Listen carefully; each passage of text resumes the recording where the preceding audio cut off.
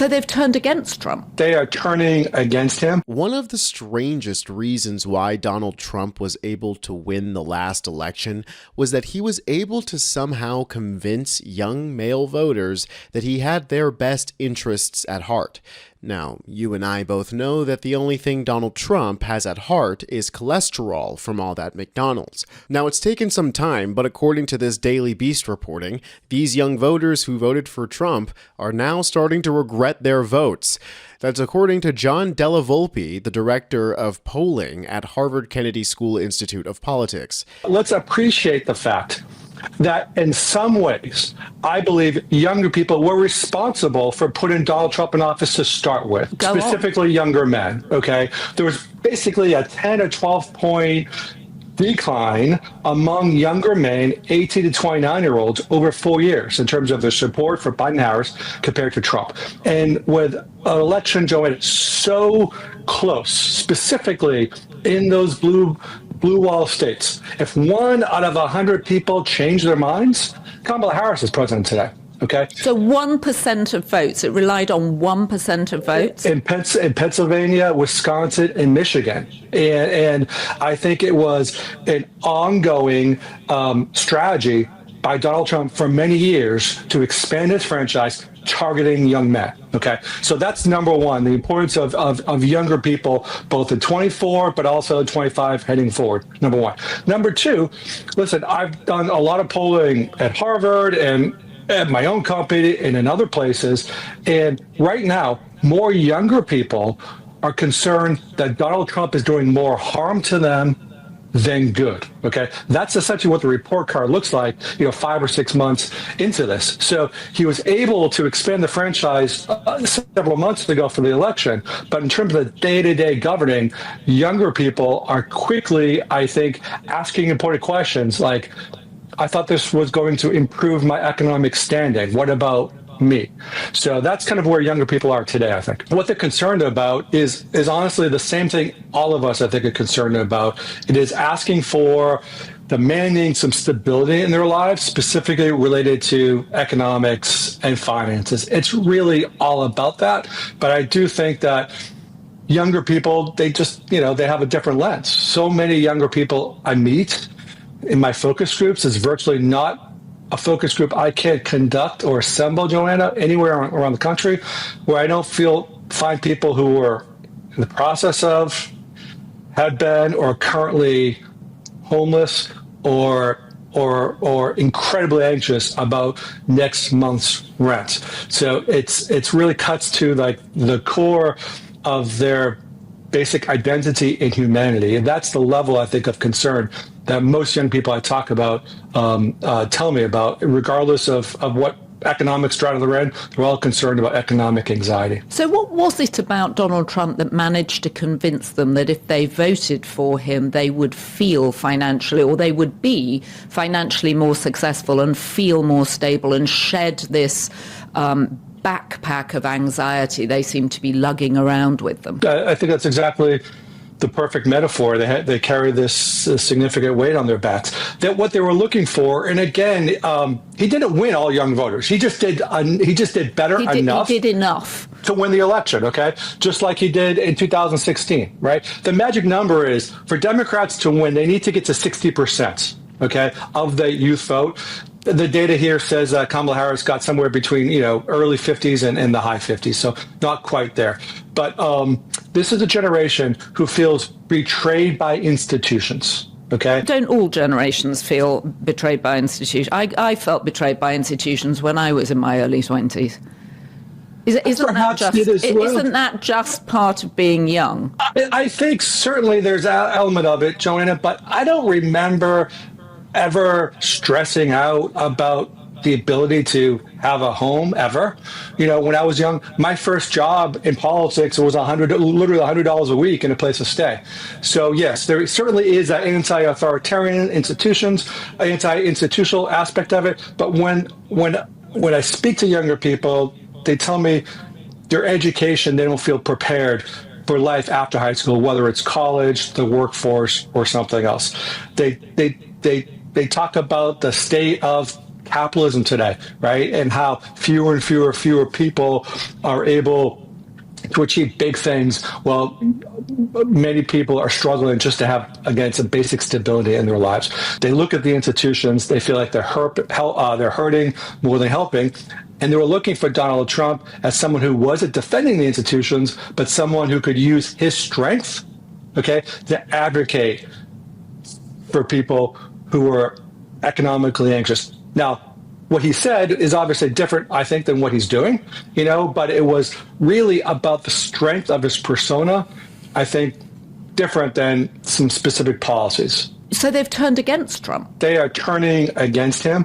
Now, it's one thing to measure public opinion at this time when there's not a clear opponents and there's not an ongoing campaign, but they're clearly overwhelmingly dissatisfied, right? His approval ratings among younger people are in the 30s. And is that the lowest of all the groups? I think it is, yes. I think it is the age group, 18 to 29-year-olds. In most polling, it would be the lowest among all the groups, for sure. Folks like the Nelk Boys and Joe Rogan were somehow able to package Trump in a way that made him relatable, despite him being born with the silver spoon firmly grasped in his tiny little hand.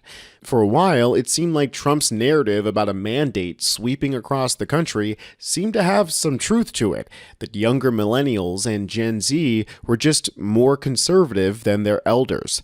But in reality, it was the lie that Trump told about his economic focus. If you guys remember, there was a lot of conservatives saying, "Don't you remember when we lived under Trump? Wasn't your life better under Trump?" Are you better off now than you were 4 years ago?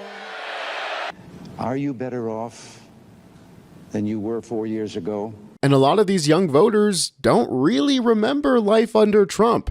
They remember life under Biden when we were in the pandemic, and they were easily swayed to believe that Trump had their economic interests in mind. Now they realize that that's not true, but economics is the way to win the young voters back. As a millennial Gen Z cusper myself, I know that most of us are struggling just to make rent. Birth rates are down because we can't afford to have children. Morale is low because we went into debt for degrees that didn't get us good jobs. And the impact of that is more real than any identity politics that it's easier to campaign on.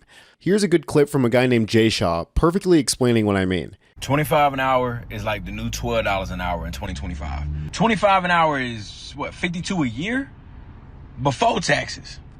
So after taxes, you're looking at what? Let's round down. $40K. Let's use some easy numbers. Let's start with housing. Average apartment costs $2,000 a month. Over the course of 12 months, that's $24K. That's already half. Gone. Next, we got transportation. Let's do car note, car insurance, and gas all in one. And I could be lowballing, but let's just say $750 for easy numbers. $750 times 12 is $9,000. We already at $16,000 left. Minus the 9, what is that? $7,000. We're already at $7,000. I only listed 2 things. Next, we got groceries. Gotta eat, right? Let's say we spend $100 a week on groceries. We're gonna be generous. $1,000 a week. That's 4 weeks. That's $400 times 12. What is that? $4,800. Let's round up and say $5,000. $5,000 a year on groceries. We at $7,000. 7 minus the 5, we had $2,000 left already. So anytime somebody be talking about $25 an hour is good, man, no, it's not. And I'm not being ungrateful. I'm being realistic. $25 an hour gets you nothing. If anything, it puts you in the hole. You don't even break even. So what's the solution? Well, at the risk of sounding like the inside of a cave, I'm going to repeat myself and say that we got to look to Zoran's campaign in New York, where we saw a stunning reversal of the youth vote going red and a record-breaking amount of people turning out, and this is just for the primary. His relentless focus on the issues that mattered most to everyday New Yorkers is what ended up convincing these people not only to vote for him, but to work for him. What are the issues that are most important to voters your age? I'd say, well, definitely climate change. And Zoran's been great on like all things climate. He has a history of supporting like all the bills that we've been trying to pass through the state assembly.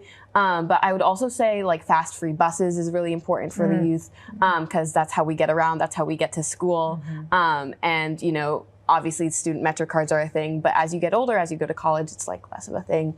And so fast food buses are important.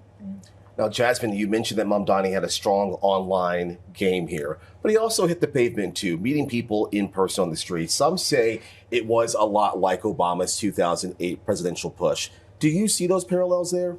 Yeah, I mean, one of the things that I hear consistently speaking with young voters is that they feel disillusioned by the political process. They feel like the political process is not for them. And I do think that one thing that both Mamdani's campaign and Obama did very well was speak to that disillusionment, but also provide another vision. So think of the change kind of candidate role and provide hope to those folks. I mean, we saw when you look at the early vote returns, not only was 40% of the vote under 40, we also saw a significant spike of people who voted for the first time since that 2012 primary. Around 25% of voters had not voted in a primary since 2012 when we last saw Obama on the ballot. So, of course, you know, I actually was fortunate. I am older Gen Z, which we actually saw. They're younger Gen Z. Yeah. That was actually the biggest turnout. So you saw older Gen Z and millennials, many of who grew up under Obama. I was fortunate. I interned under Obama in his digital strategy office, but he really, I think, to a lot of folks that are my age,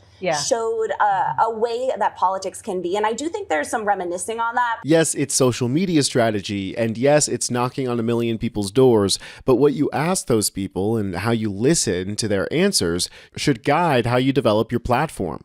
Gone are the days of focus group tested perfect messaging regurgitated by every representative holding a tiny mic in their congressional office.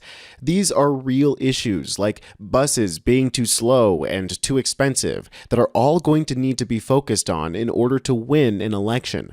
In a time when there's nothing but manure falling from the sky due to the shitstorm Trump is unleashing on our nation, this strategy offers a glimmer of hope for the Democratic Party.